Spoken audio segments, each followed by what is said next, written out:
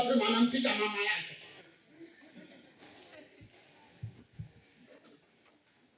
Tufike sehemu tuokoke mpaka kwenye mawazo, tuokoke mpaka kwenye akili. Amen.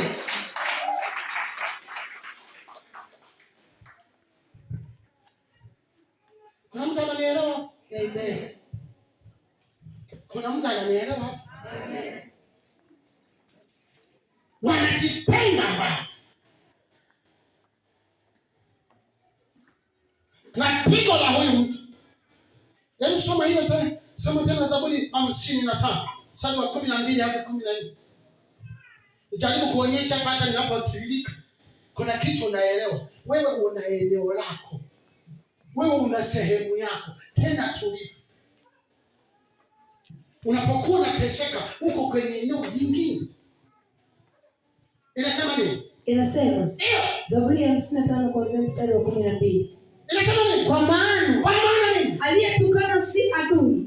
Aliyetukana si adui. Kama ndivyo ningevumilia. Aliyejitukuza juu yangu siye anichukiaye. Kama ndivyo ningejificha asinione. Bali ni wewe mtu mwenzangu, rafiki yangu niliyejuana nawe sana.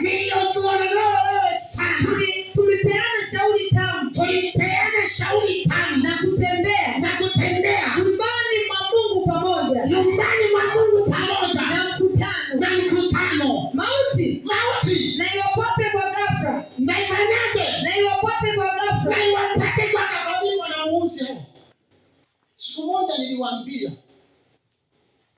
Siku moja nakumbuka nilihubiriaka hapa, sijui nani anakumbuka. Kuna wamama wajinga sana. Univumilie tu. Kuna wamama wajinga sana, unaanzisha urafiki wa kijinga. Halafu mnafanya na kutembeleana. Akija kwako analala.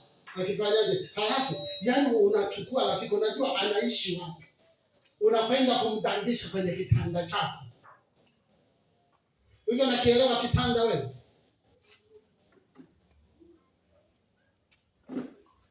Halafu ndio unaanza kusema, Baba Katarina sasa analala huku.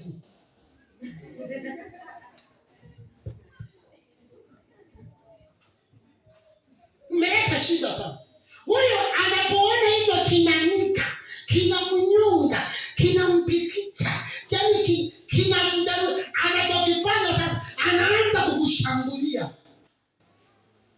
Shangaa tu baba alikuwa ametulia, kishangaa anaanza kuchangamka baba wa watu. Leo sasa ni wa mjini, lakini zamani alikuwa kama hivi. Kishangaa kafa, wewe ndio unaanza kurekebisha.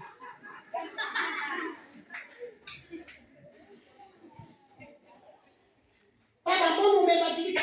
Yaani ni wewe. Kuna mtu hapo umemweka, alikuja na mambo ya ajabu. Tulipeana mashauri mazuri.